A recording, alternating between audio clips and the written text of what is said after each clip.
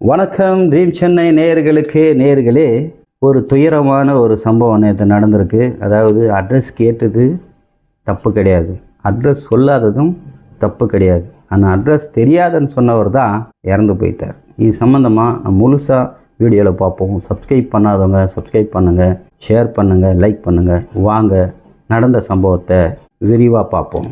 Tambaram MEPZ bus ஸ்டாண்டில் Chandrasekhar பஸ்ஸுக்காக காத்திருக்கிறாரு. 17G வந்துக்கிட்டு இருக்குது. உடனே அதில் ஏறுறாரு. அதில் தான் அவருக்கு யமனா ஒருத்தன் அமர்நாத்ன்றவன் விழுப்புரம் மாவட்டத்தை சேர்ந்த கூலி தொழிலாளி வந்துக்கிட்டு இருக்கான். இவன் வந்து அமர்நாத் போயிட்டு கண்டக்டரை கேட்குறான், சார் நான் கோயம்பேடு போகணும். இல்லைப்பா இது வடபழனி தான் போவோம். அவர் நிறுத்திக்கிட்டார். அதோட ஆனால் சந்திரசேகர்கிட்ட கேட்டிருக்காரு, அவர் ஒரு எலக்ட்ரிஷியன், ஒரு பெரிய மனுஷன், ஒரு 74 வயசு ஆகுது. இல்லைப்பா எனக்கு தெரியாது அப்படின்னு இருக்கார். நம்ம அந்த ஊருக்காரன் தானே, தெரியாதா அவனுக்கு அப்படின்னு இருக்கேன். அவர் ஒரு பெரிய மனுஷன், ஒரு சின்ன பையன் இப்படி கேட்குறானேன்னு சொல்லிட்டு சுருக்குன ஒரு கோவம் வந்தாலும் வந்திருக்கலாம். இதுக்குள்ளே இவங்க 2 பேருக்குள்ளே வாக்குவாதம் ஏற்பட்ட உடனே கண்டக்டர் என்ன பண்ணியிருக்கார், பிரித்து விட்டுருக்கார். முன்னாடி சீட்டில் போய் உட்காந்துங்க அப்படின்னு இருக்கார். போகிற வழியில் என்ன பண்ணியிருக்கான், கூட அந்த அமர்நாத்ன்றவன் சந்திரசேகர் போட்டு நல்லா அடிச்சிருக்கிறான்.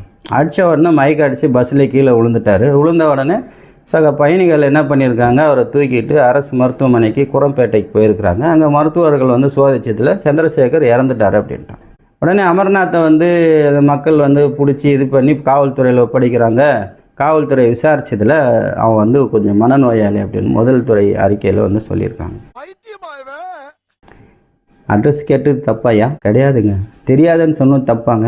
அது கொலையே பண்ணியிருக்கான். பார்த்துங்க, ஒரு மனுஷன் என்ன மனநிலையில் இருக்கா அப்படின்றத இனிமேல் அட்ரஸ் தெரியுமா தெரியாதான்றதை நம்ம யோசித்து சொல்ல வேண்டியதாக இருக்குது. அவன் கொலைகாரனாக இருப்பானா, இல்லை கஞ்சா அடிச்சிருப்பானா, தண்ணி அடிச்சிருப்பானா, இல்லை ஒரு பெரிய ரவுடியாக இருப்பானான்றத எப்படிங்க தெரியும்? இருந்தாலும் கொஞ்சம் ஜாக்கிரதையாக நீங்கள் அட்ரஸ் தெரியுமா தெரியாதான்றதை எப்படி சொல்லணுன்றது ஒரு இந்த பக்குவத்தோடு சொல்லிவிட்டு தயவுசெய்து வேலைக்கு போயிருங்க, இல்லாட்டி உயிரே போயிடும். பார்த்துங்க, சந்திரசேகரன் அவர்கள் வந்து மரணம் அடைஞ்சிருக்காரு.